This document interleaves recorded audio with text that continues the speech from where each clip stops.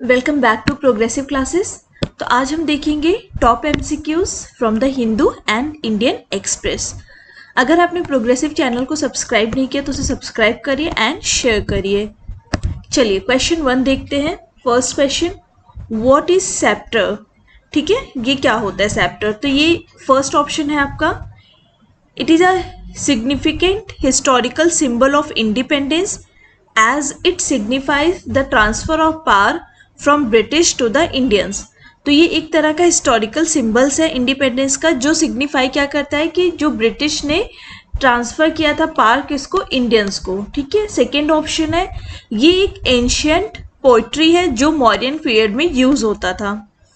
Third option है आपका, ये एक एग्रीमेंट है जो साइन किया है, जो यूरोपियन यूनियन के जो मेंबर्स हैं उन्होंने इसको साइन किया है।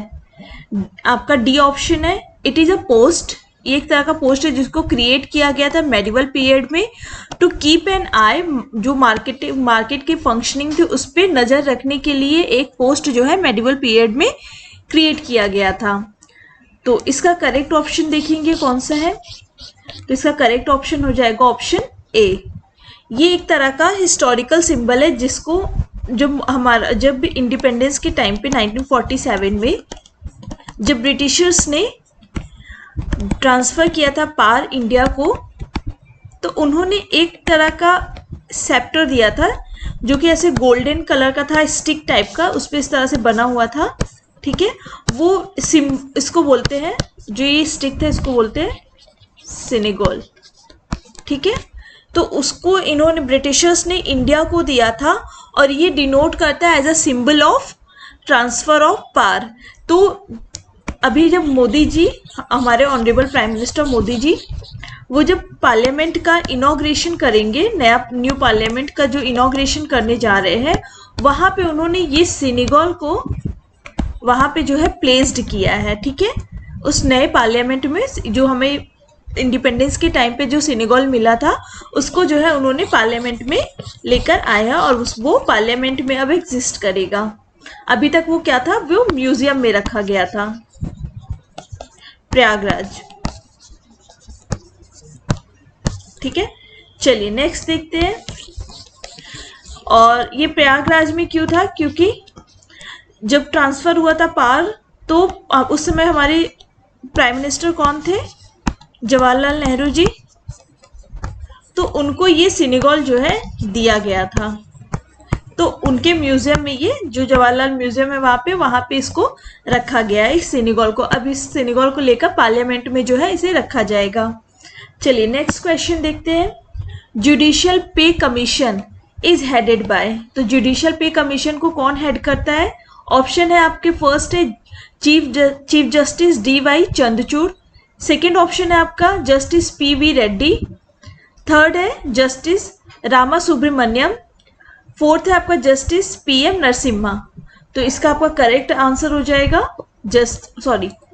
आपका करेक्ट आंसर ऑप्शन बी होगा, जस्टिस PV रेड्डी। ठीक है, next question, forum shopping, the term recently seen in news is associated which of the following sector. अभी ये टर्म जो है न्यूज में था, तो ये आपका किससे रिलेटेड है? जुडिशरी से। Second option e commerce, third option is malware and D option is space. तो आपका इसका करेक्ट आंसर हो जाएगा जुडिशरी। ठीक है, अब ये फोरम शॉपिंग होता क्या है? इसमें होता है कि अगर कोई जो लिटिगेंट्स है या जो अपने केस को लेकर जाता है कोर्ट में, अगर वो चाहे तो वो ऐसे किसी भी, मतलब वो चाहे तो सुप्रीम कोर्ट में जा सकता है और या हाई कोर्ट में जा सकता है, जहाँ पे उसको लगे कि उसका जो जजमेंट है वो उसके फेवर में आएगा। ठीक है, या फिर उसको जो है एक फेवरेबल जजमेंट मिलेगा, इनजस्टिस नहीं होगी उसके साथ, तो वो कोई भी वो चूज कर सकता है कि उसको कौन से कोर्ट में जाना है। ठीक है, उसी को बोलते हैं फोरम शॉपिंग। आई होप आपको ये क्लियर हो गया। ठीक है, चलिए नेक्स्ट देखते हैं। Marrakesh agreement is related to, तो मार्केश एग्रीमेंट किससे रिलेटेड? ऑप्शन है आपका World Health Organization, second option है ब्रिक्स, थर्ड ऑप्शन है G20 एंड डी ऑप्शन है आपका वर्ल्ड ट्रेड ऑर्गेनाइजेशन। तो इसका आपका करेक्ट आंसर जो हो जाएगा वो आपका होगा वर्ल्ड ट्रेड ऑर्गेनाइजेशन। ठीक है, तो ये आपका आया था मार्केस एग्रीमेंट 1994 में, और इसी एग्रीमेंट के थ्रू जो बना था हमारा WTO फॉर्म हुआ था 1995 में। वन थिंग मोर, ये तो आप इतना समझिए कि मार्केस ट्रीटी भी है, ठीक है। किस ट्रीटी, ये किससे रिलेटेड है? ये आपका रिलेटेड है वाइपो से, वर्ल्ड इंटेलेक्चुअल प्रॉपर्टी ऑर्गेनाइजेशन से ये रिलेटेड है। और इस ट्रीटी का काम क्या है कि ये जो फैसिलिटेट करता है एक्सेस टू पब्लिश्ड वर्क, जो भी पब्लिश्ड वर्क है, ठीक है, for person who are blind, visually impaired और अदरवाइज प्रिंट डिसेबल्ड, उनके लिए जो पब्लिक वर्क जो पब्लिश होता है वो ये ट्रीटी उसके लिए था, ठीक है। तो अब आप एग्रीमेंट और ट्रीटी में जो है कंफ्यूज नहीं होंगे। ये आपका आया था 1994 में, जिसके थ्रू आपका WTO फॉर्म हुआ था। और मार्केस एग्रीमेंट जो है आपका मार्केस ट्रीटी जो है आपका 2013 में आया था। ये उन वर्क को देखता है, ये ट्रीटी था कि जो पब्लिश्ड वर्क है, जो भी लोग देख नहीं सकते, ठीक है, विजुअली इम्पेयर्ड होते हैं, तो उनके लिए जो पब्लिश्ड वर्क होते हैं वो इस ट्रीटी के अंडर में आते हैं। नेक्स्ट है who won the international Booker Prize. First option है आपका जॉर्जी गोस्पोंडिनोव और एंजेला रोडल। सेकेंड है ऑप्शन आपका डी सैंटीज। सी ऑप्शन है आपका शगीज बेन। डी ऑप्शन है मार्गरेट एटवुड। तो इसका ऑप्शन ए करेक्ट हो जाएगा, Georgi Gospodinov and Angela Rodel. तो ये कहाँ के हैं? ये बुल्गारिया के हैं, ठीक है।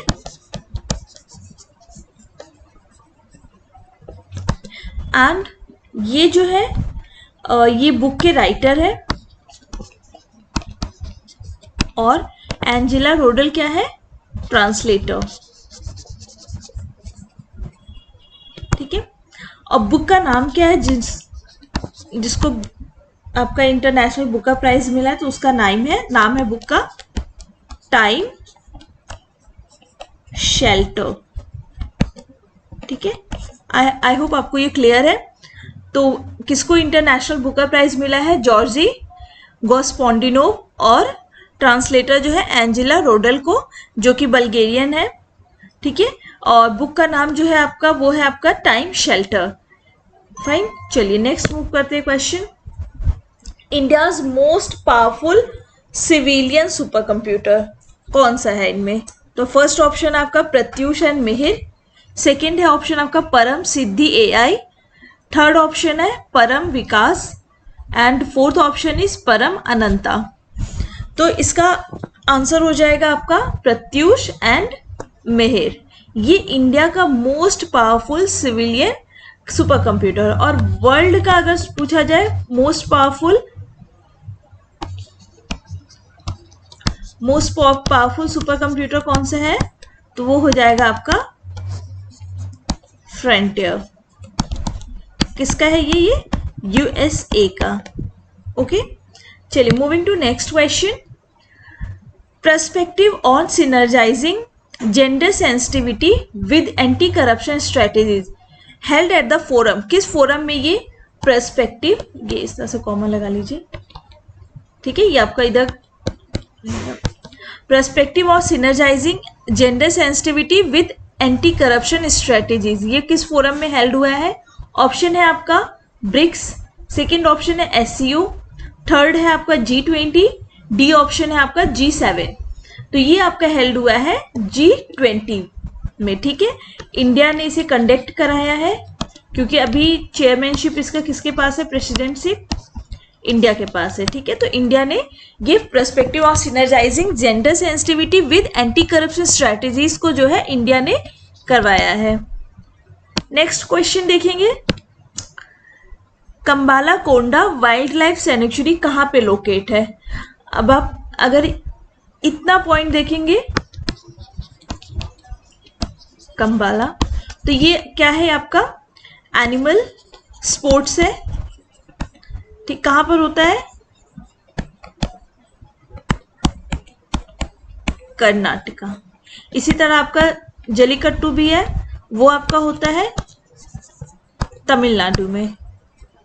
ठीक है, तो मोस्ट ऑफ द स्टूडेंट्स क्या करेंगे, कंबाला कोंडा देखकर उनको लगेगा कि ये कर्नाटका है, बट इसका राइट ऑप्शन आपका क्या हो जाएगा, आंध्र प्रदेश।